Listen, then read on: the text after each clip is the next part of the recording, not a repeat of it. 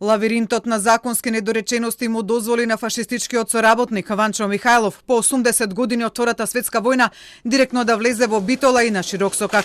Министерството за правда, иако имало надлежност да издава одобренија за соодветноста на име на здруженија на граѓани, доколку тоа содржи име и презиме на историска личност, во 2019-та за Здруженијето Иван Михајлов дало известување дека поради тоа што во Законот за здруженија и фондации не постои регистар на историски имиња или било кој друг документ со кој може да се утврди статусот на историската личност, не е можност да издаде одобрение за името Иван Михајлов. На сајтот на Министерството во делот на услуги и издавање одобренија, пак во делот на Законот за трговски друштва кој го доуредува користењето на имињата на здруженијата, доколку тоа не е уредено со Законот за здруженија и фондации, уште во првиот пасус е наведено дека Министерството има таква надлежност. Дополнително нејасно е какви документи му недостигале на Министерството за утврдување на статусот на историската личност Иван Михајлов, со оглед дека за тоа било потребно да се консултира факултетот или Институтот за историја или да се изгугла неговото име на интернет. Токму ваквото известување на Министерството за правда од 2019-та дека не е во можност да издаде одобрение го заживеа Здруженијето Иван Михајлов, што резултираше 3 години подоцна со клуб Ванчо Михајлов, кој го отвори целиот државен врв на Бугарија. Известувањето од правда издадено на 5 март 2019 година било причина поради која Централниот регистар 8 дена подоцна на 13 март не можел да го спречи регистрирањето на Здруженијето Иван Михајлов.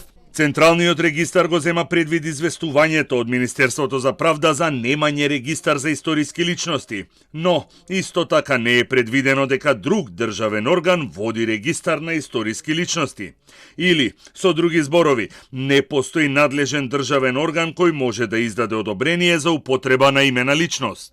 Телма денеска побара одговор од правда дали нивната неможност да издадат одобрение не било доволно да не се регистрира Здруженијето Иван Михајлов, на што оттаму одговорија дека Министерството не е надлежно за регистрација на клубот, туку надлежен е Централниот регистар.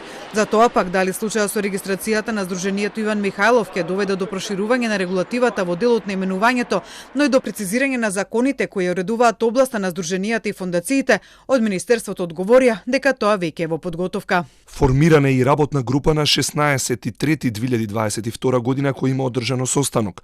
Целта на законските измени е да се подобри правната рамка во делот на одредбите кои се однесуваат на статусот на организацијата од јавен интерес, регистрација на граѓански здруженија, дефинирање на статус на непрофитни организации.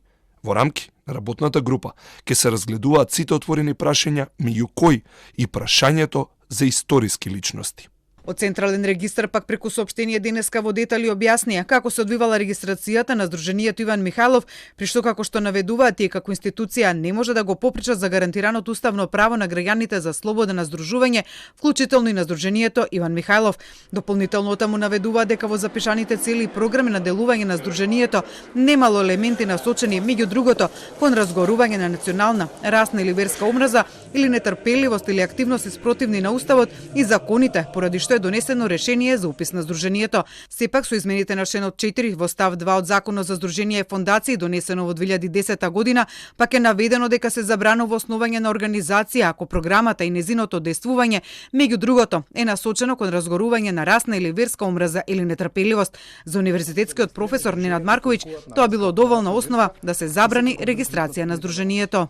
Доволно е името, Боби. Значи не е битен статутот, доволно е името кое е на една исклучително контраверзна личност која сама по себе повлекува проблеми. Да, во принцип треба да го анализирате статутот како потесно го толкувате ова. И ако во статутот нема ништо е општо формулиран, ќе го регистрирате, меѓутоа самото име. Гледате дека и Министерство за правда во таа насока го дава објаснувањето. Дека вие во самото име на здруженијето имате контраверзна личност. И која е апсолутно поттикнува на негативни чувства кај населението и поттикнува на секако вид на нетолеранција, им која може да донесе само реакции какви што имаме. Инаку Здруженијето Иван Михајлов во својот статут не користи ништо што упатува на Бугарија или на историската личност Ванчо Михајлов, иако тоа не е случај со незиниот Facebook профил.